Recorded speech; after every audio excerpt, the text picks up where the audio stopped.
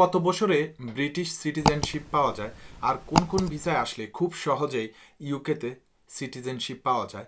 আজকের ভিডিওতে আমি সেটা নিয়ে আলোচনা করব, কারণ এই বিষয়ে আমাকে 100,000 পিপল প্রশ্ন করেছেন যে কিভাবে সহজে বা কত বছরে ব্রিটিশ সিটিজেনশিপ পাওয়া যায়। So welcome to events ultimate blog. আমার ভিডিও যদি আপনাদের কাছে ভালো লেগে থাকে বা এই ইনফরমেশনটা যদি কারো হেল্প হয়, প্লিজ তাদের সাথে শেয়ার করে সবাইকে দেখার সুযোগ করে দিবেন।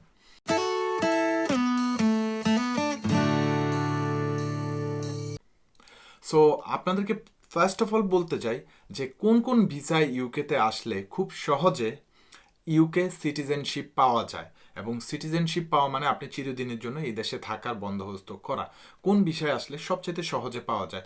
সবচাইতে প্রথম এবং সহজ উপায় হলো, আপনার যদি কোনো রিলেটিভস এই দেশে থাকে, মানে একবারে একান্তই নিজের মা বাবা অথবা ছেলে সন্তান, তারা একমাত্র আপনার জন্য ফ্যামিলি ভিসা অ্যাপ্লাই করতে পারে। এর পরবর্তী রিলেটিভস যেটা তারা কাউন্ট করে সেটা হলো আপনি বিয়ে করে আসবেন অথবা বিয়ে করে কাউকে নিয়ে আসবেন বাংলাদেশ থেকে। এই দুইটা উপায়। যদি আপনি বিয়ে করে কাউকে নিয়ে আসেন, তবে আপনার মা বাবা যদি এই দেশের সিটিজেন হয়, আপনার বয়স যদি 18-র নিচে হয়, তাহলে আপনাকে কিন্তু ব্রিটিশ সিটিজেনশিপ, এই দেশে যদি তারা ব্রিটিশ নাগরিক হয়, তারা আপনাকে ব্রিটিশ সিটিজেনশিপ অ্যাপ্লাই করে, আপনার বয়স যদি 18-র নিচে হয়, তারা ব্রিটিশ সিটিজেনশিপ আপনাকে জন্য অ্যাপ্লাই করে আপনাকে নিয়ে আসতে পারবে। আপনি বিয়ে করে এই দেশে আসেন, বিয়ে করে আসলে আপনি লিগালি এই দেশে ঢুকবেন। ঢোকার পরে আপনাকে বায়োমেট্রিক রেসিডেন্স কার্ডের মাধ্যমে এই দেশে আসার পরে আপনাকে 2 বছর 6 মাসের biometric residence card first of all আপনাকে অফার করবে। আপনি বিয়ে করে এসেছেন, আপনি যে কাউকে বিয়ে করে আসতে পারেন বা কাউকে বিয়ে করে নিয়ে আসতেছেন, যার জন্যই অ্যাপ্লাই করবেন, সমান রুল। সো বিয়ে করে আসার পরে প্রথমে আপনি 2 বছর 6 মাসের ভিসা পাবেন। এরপরে আপনাকে একবার ভিসা এক্সটেনশন করতে হবে, সেটাও 2 বছর 6 মাস। সো আপনার টোটাল হয়ে গেল 5 বছর।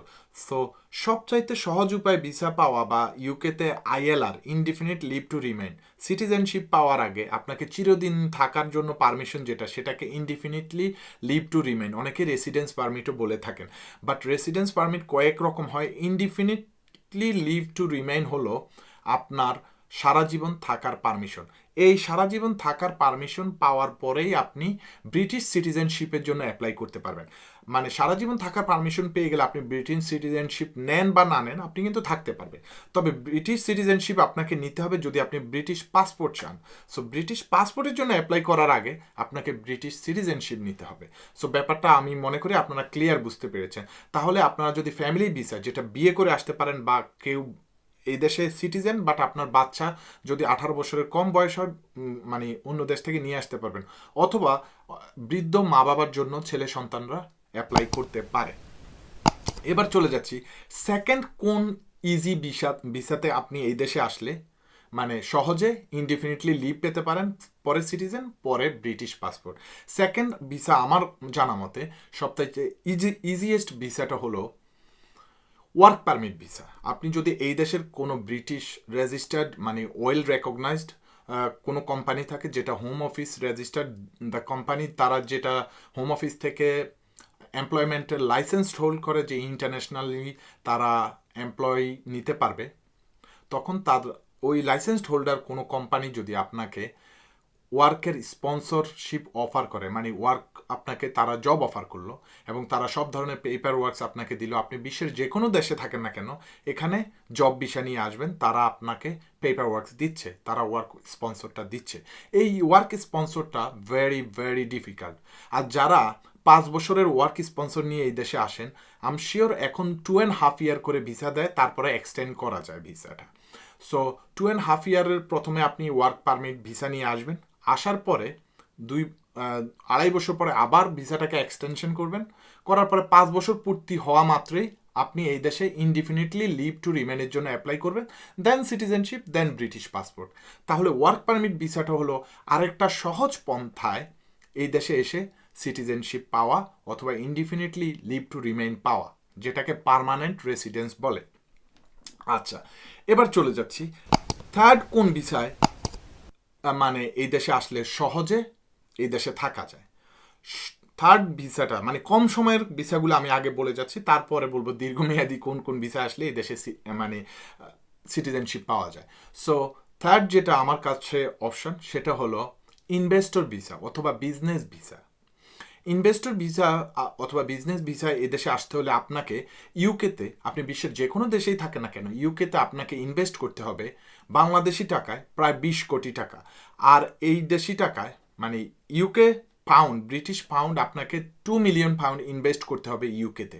2 মিলিয়ন পাউন্ড ইনভেস্ট করতে হবে, আপনার কোম্পানিতে অ্যাটলিস্ট মিনিমাম 2জন ব্রিটিশ সিটিজেন কর্মরত থাকতে হবে। এটার অনেকটা রুলস আছে। সো আপনারা যদি ইনভেস্টর অথবা বিজনেস ভিসায় এই দেশে আসেন, এই ভিসার সুবিধাটা হলো আপনি আনলিমিটেড ট্রাভেল করতে পারবেন ওয়ার্ল্ডে যে কোনো জায়গায়। আপনাকে কোনো দিনও ভিসা এক্সটেনশনের সময় সেই ট্রাভেলগুলো কাউন্ট করা হবে না, যেহেতু আপনি ইনভেস্টর অথবা বিজনেস ভিসায় আসছেন। যারা অন্যান্য পার্মানেন্ট ভিসা আসে তারা যদি বছরে 90 দিনের বেশি এই দেশের বাইরে থাকে, তখন ওই বছরটা এই দেশে থাকা তার এই ইউকে হোম অফিস কাউন্ট করে না। এই জন্য বলছি যারা ইনভেস্টর অথবা বিজনেস ভিসায় আসবেন তাদের ট্রাভেলিংয়ের মধ্যে কোনো রেস্ট্রিকশন থাকে না, যেহেতু এটা business visa. So investor visa আসলেও আপনাকে প্রথমে 2.5 ইয়ারের ভিসা দিবে, তারপরে আবার একবার এক্সটেনশন করবেন ভিসা ফিস দিয়ে। এক্সটেনশন করার পরে 5 বছর পূর্তি হলেই আপনি ইনডিফিনিটলি লিভ টু রিমেনের জন্য অ্যাপ্লাই করতে পারবেন। তারপরে সিটিজেনশিপ, তারপরে British passport, same process everywhere. So এটা ছিল 5 বছরের যে রুটটা। এক কত বিয়ে করে অথবা মা বাবা থাকলে অথবা সন্তান, অনেক সময় সন্তানরা মা বাবাকে অ্যাপ্লাই করে আনতে পারে। এখন আমি চলে যাচ্ছি স্টুডেন্ট ভিসায়। অনেকেই জিজ্ঞেস করেন স্টুডেন্ট ভিসায় এসে কি এই দেশে পার্মানেন্ট থাকা যায় কিনা, ইউকেতে কি সেটেল হওয়া যায় কিনা। অফকোর্স হওয়া যায়, কিন্তু ভেরি হার্ড, ভেরি ডিফিকাল্ট। ওকে, প্রশ্ন আমার আনসার হলো ইয়েস, বাট এটা অত্যন্ত ডিফিকাল্ট একটা টাস্ক বর্তমান আইনে। আপনি যদি শুধু পড়াশোনার থ্রুতে ইউকেতে থাকেন তাহলে আপনাকে একটানা ভিসা নিয়ে পড়াশোনা কন্টিনিউ করে 10 বছর থাকতে হবে।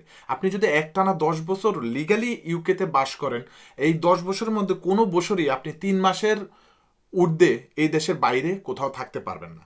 যদি এটা মেনটেন করে আপনি 10 বছর এই দেশে থাকতে পারেন, তাহলে indefinitely leave to remain apply করতে পারবেন। আপনার ভিসা এক্সপায়ার হয়ে গেছে, ওভার স্টে করে ফেলছেন, তখন কিন্তু আপনি এটা করতে পারবেন না। সো আপনি যদি লিগালি এই দেশে স্টুডেন্ট হিসেবে পড়াশোনা করে চাকরি করে সব কিছু মিলিয়ে 10 বছর আপনি একটানা থাকতে পারেন, তাহলে আপনি এই দেশে সিটিজেনশিপের জন্য অ্যাপ্লাই করতে পারবেন। I mean indefinite leave, then citizenship, then British passport. So এখন 10 বছর থাকাটা আপনাদের অনেকের জন্য স্টুডেন্ট হিসেবে is challenging, but some people can manage. তাদের ফাইন্যান্সিয়ালি যদি তারা একটু স্ট্রং থাকে, তারা স্টাডি করবে, অনার্স লাইক গ্রাজুয়েশন করার পরে 2 বছর ওয়ার্ক পারমিটে যাবে, তারপরে মাস্টার্স করবে, তারপরে ডাবল মাস্টার্সও করার অপরচুনিটি থাকতে পারে, তারপরে এই দেশে আরেকটা জব অফার পেতে পারে। সব মিলিয়ে যদি 10 বছর হয়ে যায়, তাহলে সে কিন্তু সিটিজেনশিপ বা ইনডিফিনিটলি লিভ টু রিমেনের জন্য অ্যাপ্লাই করতে পারবে। তাহলে স্টুডেন্টরা যদি এই দেশে আসার পরে সিটিজেনশিপ পাওয়ার অপশানটা কি, আপনারা কি ক্লিয়ার বুঝতে পারছেন কি না? যারা ইউকেতে স্টুডেন্ট বিষয়ে আসবেন বা আসার কথা চিন্তা করছেন, যারা ইমিগ্রেশন ল সম্পর্কে জানেন না, তাদেরকে বলছি। সো ইউকেতে আসলে স্টুডেন্ট হিসাবে যদি আপনি থাকেন আর যদি কাজ করেন 2-3 বছরের মধ্যে আর পড়াশোনা করেন 7 বছর, টোটাল 10 বছর যদি আপনি লিগালি থাকেন, তাহলে আপনি ইনডিফিনিটলি লিভ টু রিমেইনের জন্য অ্যাপ্লাই করতে পারবেন, কারণ সেটা অ্যাপ্লাই করার জন্য আপনি ইলিজেবল হবেন। ইলিজেবল হলে আপনি অ্যাপ্লাই করতে পারবেন, পরে সিটিজেনশিপ পাবেন, পরে পাসপোর্ট পাবেন। এটা হলো স্টুডেন্ট।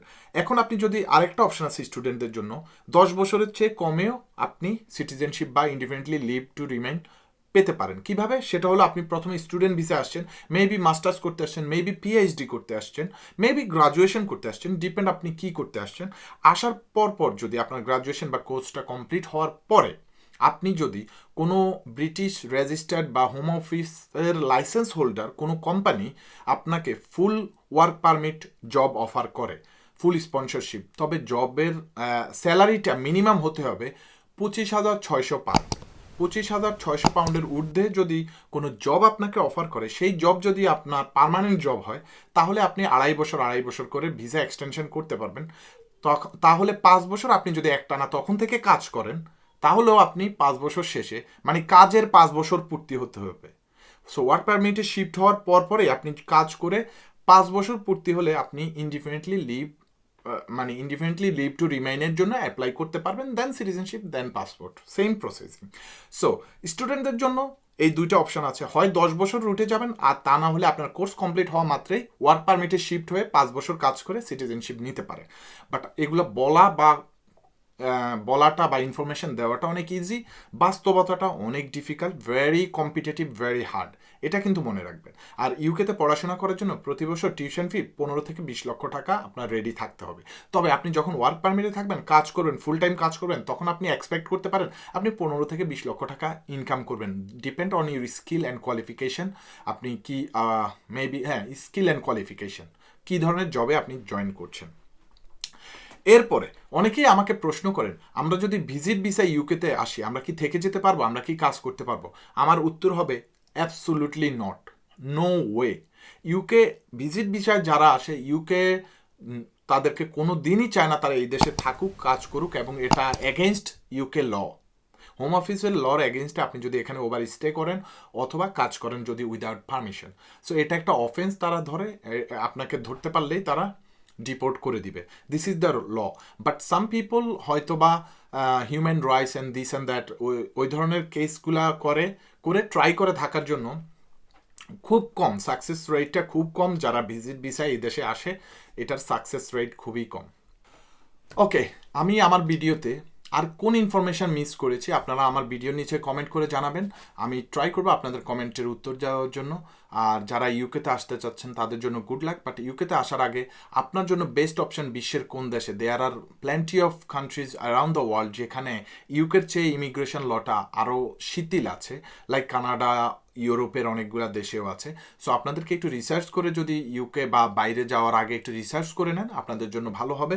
বাইরে যাওয়ার আগে আপনাদের সবার একটা ক্লিয়ার কনসেপ্ট থাকা উচিত যে আমি বাইরে কী জন্য যাচ্ছি, আমার মূল উদ্দেশ্য কী, সেটা হাসিল করতে হলে আমাকে কি করতে হবে এবং ওটার পসিবিলিটিটা কেমন। আপনি যদি ওটা জেনে শুনে দেশ থেকে বের হন তাহলে আপনার জন্য বা আমাদের দেশের জন্যই মঙ্গল হবে। আমি কোনো কিছু মিস করে থাকলে অবশ্যই প্রশ্ন করতে ভুলবেন না। ভিডিও ভালো লাগলে থামস আপ দিবেন এবং আপনার বন্ধু বান্ধব আত্মীয় স্বজন সবাইকে শেয়ার করে, যাদের এই ইনফরমেশনটা দরকার মনে করছেন, শেয়ার করে দেখার সুযোগ করে দিবেন। সো আজকের মতো বিদায় নিচ্ছি। আমি Ibrahim Khalil from Ibrahim's ultimate blog. I will see you on next one. আসসালামু আলাইকুম।